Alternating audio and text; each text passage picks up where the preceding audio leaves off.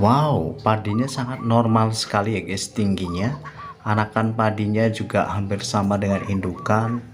Kemudian malaynya dapat keluar secara maksimal, jarang sekali yang mengeluarkan malai yang hampa. Karena memang kita sudah antisipasi dari sejak dini mungkin sehingga terhindar dari yang namanya kerdil ya guys.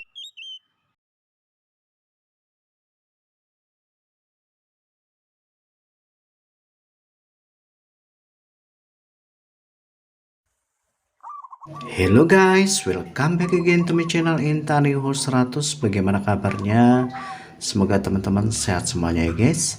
Saat ini kita akan membahas tentang beberapa cara agar tanaman padi kita tidak terserang oleh kerdil rumput.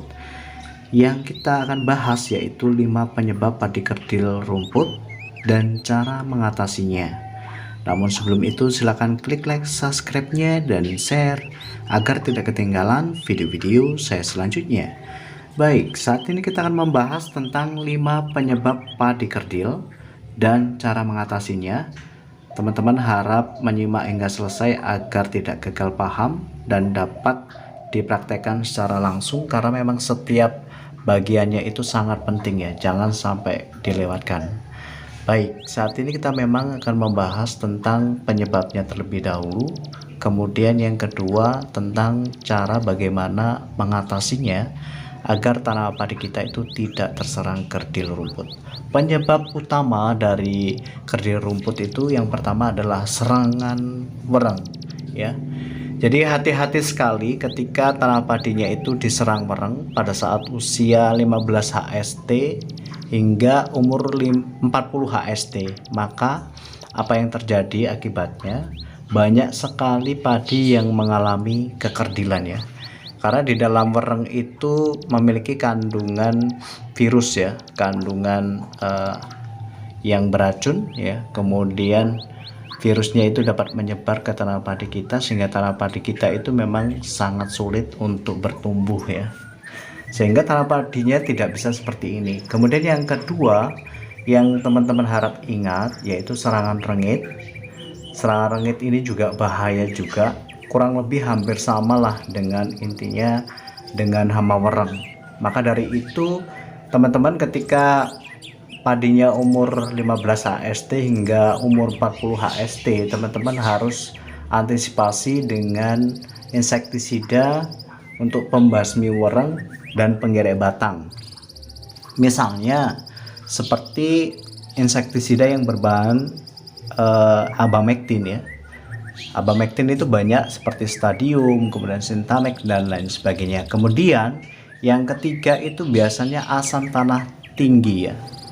Ketika asam tanah tinggi, keasamannya tinggi, maka biasanya tanaman padi kita itu akan sulit bertumbuh.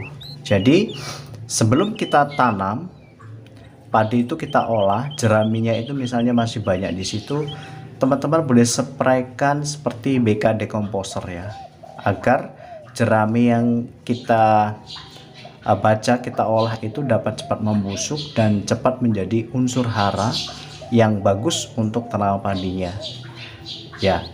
Seperti decomposer, kemudian BK decomposer, kemudian M4 itu bisa untuk penguraian jerami. Kemudian yang keempat itu biasanya airnya itu berkarat ya teman-teman. Kalau airnya berkarat maka memang banyak sekali tanaman padinya itu yang mengalami kerdil ya. Kalau teman-teman amati itu biasanya dari bagian akar dari tanaman padi kita itu banyak sekali yang mengempal seperti kemerah-merahan seperti itu. Jadi ketika akar itu berwarna merah dan mengempal, dia tidak menjalar, tidak bisa menjalar, itu sudah otomatis padinya akan kerdil karena memang airnya berkarat. Lalu bagaimana cara mengatasinya? Teman-teman sering spraykan seperti Vertipos, Microverti ya, Microverti, kemudian pupuknya yang mengandung kalsium seperti Genposca ya. Terus kemudian seperti dolomit seperti itu. Kemudian yang kelima yaitu virus kerdil rumput. Jadi virus ini memang bukan dihasilkan dari hama atau dari kondisi tanah, tidak. Memang kedai rumput ini memiliki jenis virus tersendiri ya. Lalu bagaimana cara mengatasinya agar tanaman padi kita itu tidak diserang oleh virus? Teman-teman boleh spraykan seperti silika ya, seperti jawang itu yang mengandung kalium dan silika, sehingga dia dapat membangun dinding pada sel dinding pada batang dan daun, sehingga tidak mudah diserang oleh kedai rumput. Oke guys, semoga bermanfaat. Jangan lupa klik like, subscribe-nya. Thank you for watching.